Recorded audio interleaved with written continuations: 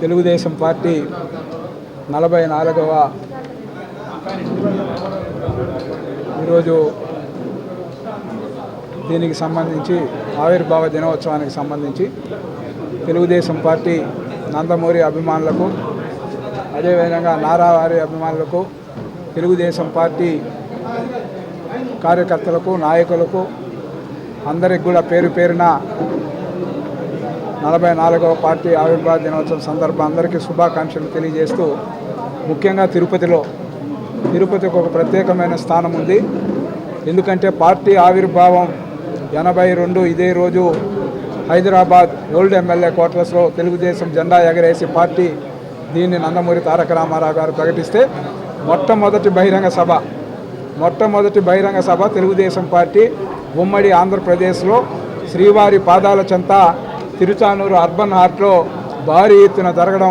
దాంట్లో మేమందరూ కూడా పాల్గొనడం ఈ సందర్భంగా కూడా ఆనందాన్ని తెలియజేయడమే కాకుండా ఏదైతే సమాజమే దేవాలయం, ప్రజలే దేవుళ్ళు అని నమ్మి ఏదైతే ఆనాటి కాంగ్రెస్ పార్టీ తెలుగువారి ఆత్మగౌరవాన్ని దెబ్బతీస్తూ ఏదైతే ముఖ్యమంత్రిని పదే మార్చిన సందర్భంగా తెలుగుదేశం పార్టీ పేద బడుగు బలహీన వర్గాల కోసం ఈ పార్టీని స్థాపించి నందమూరి తారక రామారావు గారు ఆ రోజు నుంచి ఈనాటి వరకు కూడా అదే పందాలో ఏదైతే ఎన్టీ రామారావు చూపిన బాటలో నారా చంద్రబాబు నాయుడు గారు అదేవిధంగా నారా లోకేష్ గారు పయనిస్తూ ఈరోజు విభజన ఈ రాష్ట్రంలో ఏ విధంగా గత 5 సంవత్సరాలు జగన్మోహన్ రెడ్డి ఏ విధంగా ఈ రాష్ట్రాన్ని వ్యవస్థలన్నింటినీ కూడా నాశనం చేశాడో చూసాం. సాక్షాత్తు శ్రీవారి ఉండి కూడా ఖజానా వేసిన నాయకులు ఎవరైనా ఉంటారంటే వైసీపీ నాయకులు. ఈ సందర్భంగా ప్రజల ఆకాంక్షకు అనుగుణంగా ఈరోజు ఎన్డీఏ కూటమి ముఖ్యమంత్రి చంద్రబాబు నాయుడు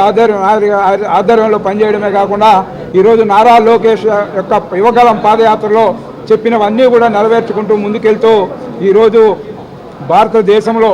ఏ రాజకీయ పార్టీకి లేనంతమంది ఈరోజు కార్యకర్తలు ఉన్నారంటే తెలుగుదేశం పార్టీ ఎన్టీ రామారావు చంద్రబాబు నాయుడు గారు చేసిన కృషి అని కూడా ఈ సందర్భంగా కూడా తెలియజేస్తూ తిరుపతి నుండి ఉమ్మడి రాష్ట్రంలో ఉన్న ప్రతి ఒక్క